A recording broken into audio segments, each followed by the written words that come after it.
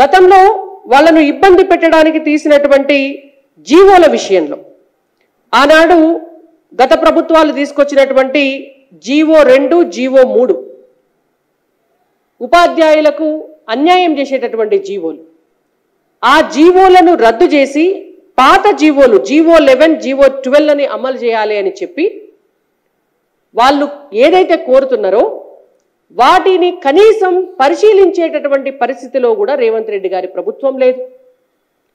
మీకు పార్టీ ఫిరాయింపుల కోసం ఉన్నటువంటి సమయం మీ పార్టీ నాయకులు రాహుల్ గాంధీ గారు, సోనియా గాంధీ గారు, మల్లికార్జున్ ఖర్గే గారు ఢిల్లీలో ఒక డయాస్ మీద నిలబడి మీ పార్టీ మేనిఫెస్టోను రిలీజ్ చేసి పాంచన్యాయ సూత్రాలని చెప్పి ప్రజలకు చెప్పి పక్క పార్టీలో గెలిచినటువంటి అభ్యర్థులు ఇతర పార్టీలకు వెళితే వాళ్ళ అభ్యర్థిత్వాన్ని రద్దు చేయాలి, వాళ్ళను డిస్క్వాలిఫై చేయాలి అని చెప్పి మీరు మీ పాంచజన్య సూత్రాలలో పెట్టింది. వాటిని కూడా కాలదన్ని ఇవాళ నియమాలు నిబంధనలు ఏమీ లేకుండా మీరు తెలంగాణ రాష్ట్రంలో పక్క పార్టీలలో గెలిచినటువంటి వాళ్ళను జాయిన్ చేసుకునేటందుకు మీకు సమయం ఉన్నది. వాటికి ఏ నియమాలు ఉన్నాయి, వాటికి ఏ నిబంధనలు ఉన్నాయి, మీరు మాట్లాడిన మాటలకు విలువ ఉండదు. మరి వాళ్ళ ప్రభుత్వ ఉద్యోగులకు ఇచ్చేటటువంటి ప్రమోషన్ల విషయంలో మాత్రం మీకెందుకు సమయం సరిపోతలేదు? మీరెందుకు వాటి గురించి ఆలోచిస్తలేరు?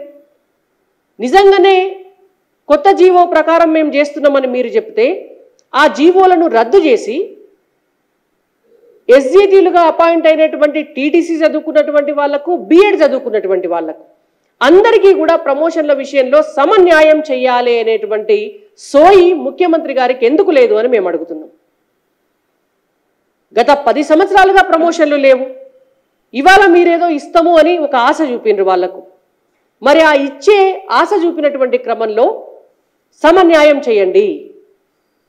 ఈ విడత పోతే మళ్ళా ఎన్నేళ్లకు వాళ్లకు ఆ ప్రమోషన్లు వస్తాయో, ఇప్పుడు కూడా వస్తాయో రావో కూడా తెలియదు. 29-30 సంవత్సరాలుగా ఒక పోస్టులో నియమించబడ్డటువంటి ఉపాధ్యాయుడు ఎస్జిటిగా అదే పోస్టులో ఉన్నారు ఇప్పటి వరకు కూడా. మరి దీన్నంతా చూడడానికి ముఖ్యమంత్రి గారికి వెసులుబాటు లేదు. అందుకే మేము అడిగినాం. నేను ఒక 10 రోజుల క్రితం ఒక ప్రెస్ కాన్ఫరెన్స్ పెట్టి అడిగిన, విద్యాశాఖ మంత్రి తెలంగాణ రాష్ట్రంలో కావాలి అని. మీరు విద్యాశాఖ మంత్రిని అపాయింట్ చేయరు. వాళ్ళ సమస్యలు మొరబెట్టుకుందాము అని అంటే డిస్ట్రిక్ట్ ఎడ్యుకేషన్ ఆఫీసర్ కావాలి జిల్లాల, మీరు డిఈఓలను అపాయింట్ చేయరు. మండల స్థాయిలో వెళ్ళి చెప్పుకుందామంటే అక్కడ ఎంఈఓ కావాలి, మీరు ఎంఈఓలను అపాయింట్ చేయరు. బళ్ళల్లోనైనా టీచర్లు మరి ఎట్లా చేద్దాం సార్ అని మాట్లాడుకుందామంటే స్కూల్లో ప్రిన్సిపాల్ ఉండాలి, ఆడ ప్రిన్సిపాల్లు లేరు. ఆఖరికి ఊడ్చి తుడిచే స్కావెంజర్స్ కూడా లేరు.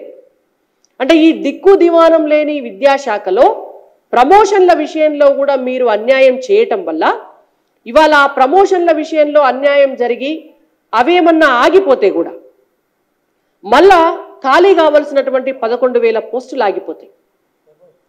మొత్తం 25,000 పోస్టులు ఖాళీ ఉంటే మీరు ఒక 11-12,000 పోస్టులకి నోటిఫికేషన్ ఇచ్చిర్రు టీచర్లను పోస్టులు భర్తీ చేస్తామని. మిగిలిన 10-11,000 పోస్టులు కూడా ఈ వీళ్ళకు ప్రమోషన్లు వస్తేనే అవి ఖాళీ కావాలి. అవి ఖాళీ అయితే మీరు మళ్ళీ ఫిలప్ చేయాలి. ఇది ఇంటర్లింక్ అయినటువంటి సమస్య.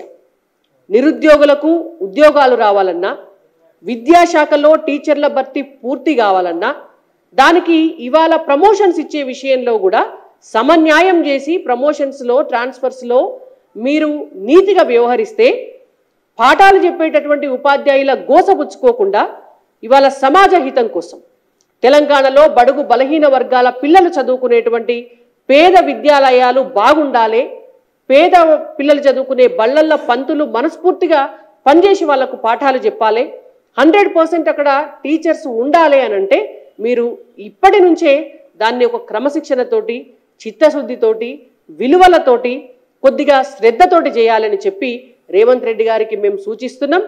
ఉపాధ్యాయుల ప్రమోషన్ల విషయంలో ఖచ్చితంగా వాళ్ళు అడుగుతున్నటువంటి పాత జీవోలు వాటినే అనుసరంగా చేసి కొత్త జీవోలను రద్దు చేసేటటువంటి విషయంలో మీరు ఒక కమిటీని వేసి సమీక్ష చేయాలని చెప్పి భారతీయ జనతా పార్టీ తరపున టీచర్లందరికీ కూడా సమన్యాయం చేయాలని చెప్పి మేము డిమాండ్ చేస్తున్నాం.